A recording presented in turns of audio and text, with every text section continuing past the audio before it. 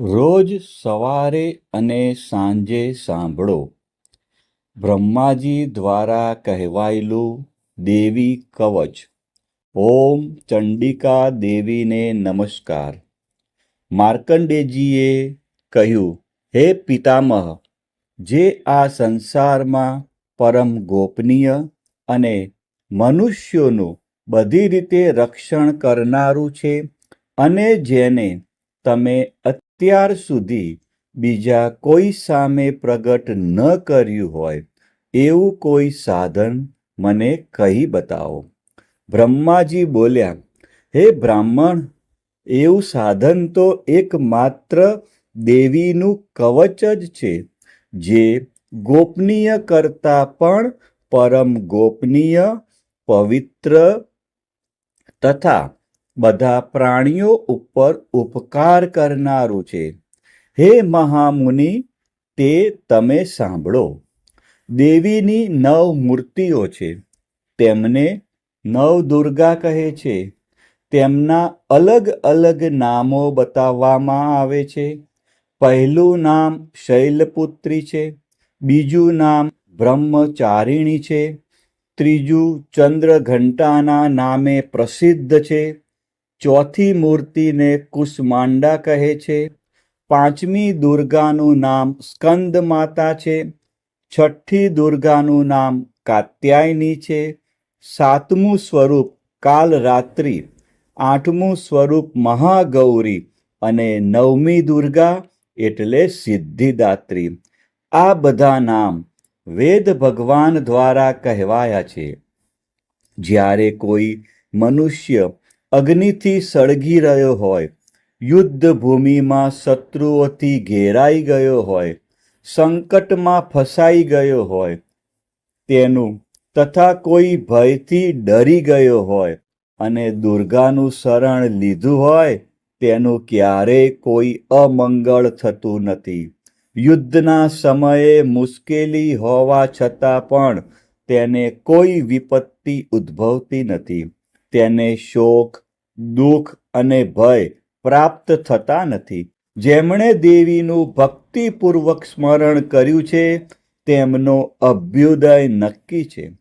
હે દેવી, જેઓ તમારું ચિંતન કરે છે તેમનું તમે ચોક્કસ કલ્યાણ કરો છો, રક્ષણ કરો છો.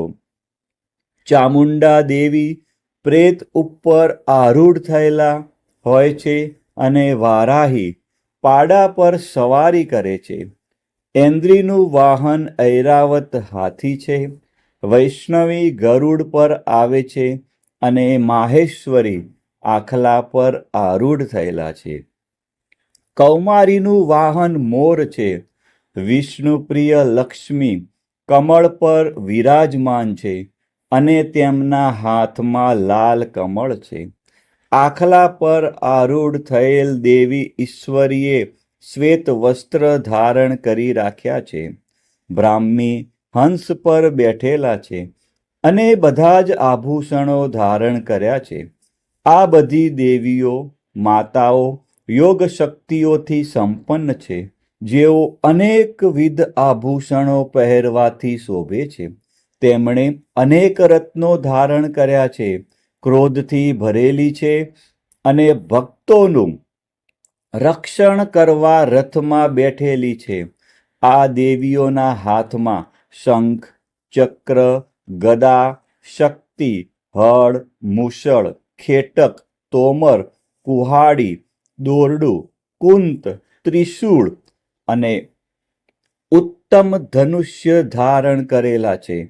દૈત્યોના શરીરનો નાશ કરવો અને ભક્તોને અભય દાન આપવું, દેવતાઓનું હિત કરવું એ તેમના શસ્ત્ર ધારણનો ઉદ્દેશ છે. મહારૌદ્ર રૂપ, અત્યંત ઘોર પરાક્રમી, મહાબલી અને મહા ઉત્સાહ યુક્ત હે દેવી, તમે મહાન ભયનો નાશ કરનારા છો. તમને મારા નમસ્કાર છે. તમારી સામે જોવું પણ મુશ્કેલ છે. શત્રુઓનો ભય વધારનાર હે જગદંબિકા, મારું રક્ષણ કરો. પૂર્વ દિશામાં ઐન્દ્રી શક્તિ મારું રક્ષણ કરે. અગ્નિ ખૂણામાં અગ્નિશક્તિ, દક્ષિણ દિશામાં વારાહી તથા નૈઋત્ય ખૂણામાં ખગધારિણી મારું રક્ષણ કરે. પશ્ચિમ દિશામાં વારુણી અને વાયવ્ય ખૂણામાં હરણ પર સવારી કરનારા દેવી મારું રક્ષણ કરો. ઉત્તર દિશામાં કુમારી અને ઈશાન ખૂણામાં શૂલધારિણી મારું રક્ષણ કરો. હે બ્રહ્માણી, તમે ઉપરની બાજુએ મારું રક્ષણ કરો. હે વૈષ્ણવી, તમે નીચેની બાજુએ મારું રક્ષણ કરો. આ જ પ્રમાણે શબ જેનું વાહન છે તે ચામુંડા દેવી 10 દિશાઓમાં મારું રક્ષણ કરો. જયા આગળની બાજુએ અને વિજયા પાછળની બાજુએ રક્ષણ કરે.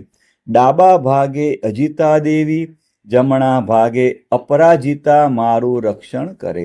ઉદ્યોતિની શિખાનું રક્ષણ કરે અને ઉમા મારા મસ્તક પર વિરાજિત થઈને મારું રક્ષણ કરે. માલાધરી દેવી મારા કપાળનું અને યશસ્વી મારી ભમરોનું રક્ષણ કરે. ત્રિનેત્રા ભમરોના મધ્ય ભાગનું અને યમઘંટા દેવી નાસિકાઓનું રક્ષણ કરે. શંખીની બંને આંખોના મધ્ય ભાગનું રક્ષણ કરે અને દ્વારવાસીની કાનોનું રક્ષણ કરે. કાલિકા ગાલોનું તથા શાંકરી કાનોના મૂળ ભાગોનું રક્ષા કરે. સુગંધા નાસિકાઓની અને ચર્ચિકા દેવી ઉપરના હોઠનું રક્ષણ કરે. અમૃતકલા નીચેના હોઠનું અને સરસ્વતી જીભનું રક્ષણ કરે. કૌમારી મારા દાંતોનું અને ચંડિકા કંઠ ભાગનું રક્ષણ કરે. ચિત્રઘંટા ગળાની ઘંટિકાનું અને મહામાયા તાળવાનું રક્ષણ કરે. કામાક્ષી દાઢીનું અને સર્વમંગલા મારી વાણીનું રક્ષણ કરે. નીલગ્રીવા કંઠના બહારના ભાગનું અને અન્નનલિકાનું કૌબેરી દેવી રક્ષણ કરે. ખગીની બંને ખભાઓનું અને વ્રજધારિણી મારા બંને બાહુઓનું રક્ષણ કરે. દંડિની દેવી બંને હાથોનું અને અંબિકા આંગળીઓનું રક્ષણ કરે. શુલેશ્વરી નખોનું રક્ષણ કરે અને કુલેશ્વરી કુખ પેટનું રક્ષણ કરો. મહાદેવી બંને સ્તનોનું અને શોક વિનાશીની મનનું રક્ષણ કરે. લલિતા દેવી હૃદયનું અને શૂલધારિણી ઉદરનું રક્ષણ કરે. કામિની નાભીનું અને ગુહેશ્વરી ગુહ ભાગનું રક્ષણ કરો. પૂતના અને કામિકા લિંગનું અને પાડાને વાહન બનાવનાર દેવી ગુદાનું રક્ષણ કરે. ભગવતી કટી પ્રદેશનું અને ઘૂંટણોની રક્ષા વિંધ્યવાસીની કરે. સર્વ કામનાઓ પૂરી કરનારા દેવી જંઘાઓનું રક્ષણ કરે. નારસિંહી દેવીઓનું પિંડીઓનું રક્ષણ કરે. તેજસી બંને પગોના પૃષ્ઠ ભાગનું રક્ષણ કરે. શ્રીદેવી પગોની આંગળીઓનું અને તલવાસીની દેવી પગના તળિયાનું રક્ષણ કરે. પોતાની વિકરાળ દાઢોથી ભયંકર દેખાતા કરાલી દેવી નખોનું અને ઉદ્ધવ કેશીની દેવી વાળનું રક્ષણ કરે. કૌબેરી રૂવાંટીના છિદ્રોનું અને વાઘેશ્વરી ત્વચાનું રક્ષણ કરે. પાર્વતી રક્ત, મજ્જા, વસ્સા, માંસ, હાડકાં અને મેદનું રક્ષણ કરે. કાલરાત્રિ આંતરડાઓનું અને મુકુટેશ્વરી પિત્તનું રક્ષણ કરે. પદ્માવતી કમળ કોષોના મૂળ આધારનું અને ચૂડામણી કફનું રક્ષણ કરે. જ્વાળામુખી નખોના તેજનું અને અભેગા સમસ્ત સાંધાઓનું રક્ષણ કરે. હે બ્રહ્માણી, તમે મારા વીર્યનું રક્ષણ કરો. હે છત્રેશ્વરી, મારી છાયાનું રક્ષણ કરો. હે ધર્મધારિણી, મારા અહંકાર, મન અને બુદ્ધિનું રક્ષણ કરો. હે વ્રજ ધારણ કરનાર દેવી, મારા પ્રાણ, અપાન, વ્યાન, ઉદાન અને સમાનનું સંરક્ષણ કરો. કલ્યાણથી શોભતા હે દેવી, મારા પ્રાણનું રક્ષણ કરો. યોગીની દેવી રસ, રૂપ, ગંધ, શબ્દ અને સ્પર્શનું અને હે નારાયણી, તમે મારા સત્વ રજ અને તમો ગુણનું રક્ષણ કરો. વારાહી આયુષ્યનું રક્ષણ કરે, વૈષ્ણવી ધર્મનું રક્ષણ કરે તથા ચક્ર ધારણ કરનારા દેવી યશ અને કીર્તિ, લક્ષ્મી અને ધનનું તેમજ વિદ્યાનું રક્ષણ કરો. હે ઇન્દ્રાણી, તમે ગોત્રનું રક્ષણ કરો. હે ભૈરવી, પત્નીનું રક્ષણ કરો. હે ચંડિકા, મારા પશુઓનું રક્ષણ કરો. હે મહાલક્ષ્મી, પુત્રોનું સંતાનોનું રક્ષણ કરો. હે સુપથા દેવી, મારા પથનું અને ક્ષેમકરી દેવી, મારા માર્ગનું રક્ષણ કરો. હે મહાલક્ષ્મી, રાજદ્વારી કાર્યોમાં મારું રક્ષણ કરો તથા સર્વ બાજુએ રહેલા વિજયા ચારે બાજુ રહીને રક્ષણ કરો. હે દેવી, જે સ્થાન કવચમાં કહેવાયું નથી અને તેથી રક્ષણ વિનાનું છે, તે બધા સ્થાનો તમારા વડે સુરક્ષિત થાય, કારણ કે તમે વિજયશાલિની અને પાપનાશીની છો. મનુષ્ય પોતાના શરીરનું ભલું ઈચ્છતો હોય તો તેણે કવચનો પાઠ કર્યા વિના એક ડગલું પણ ભરવું નહીં. કવચનો પાઠ કરીને જ યાત્રા કરવી. કવચના પાઠથી બધી બાજુથી સુરક્ષિત થયેલો મનુષ્ય જ્યાં જ્યાં જાય છે ત્યાં ત્યાં તેને ધન લાભ થાય છે તથા સઘળી કામનાઓ પર વિજય પ્રાપ્ત થાય છે. તે જે અભિષ્ટ વસ્તુનું ચિંતન કરે છે તેને તે અચૂકપણે પ્રાપ્ત કરી લે છે. તે મનુષ્ય આ પૃથ્વી ઉપર અતુલ ઐશ્વર્ય પામે છે. દેવી કવચથી રક્ષાયેલો મનુષ્ય નિર્ભય થઈ જાય છે. યુદ્ધમાં તેમનો પરાજય થતો નથી તથા ત્રણેય લોકમાં પૂજનીય બને છે.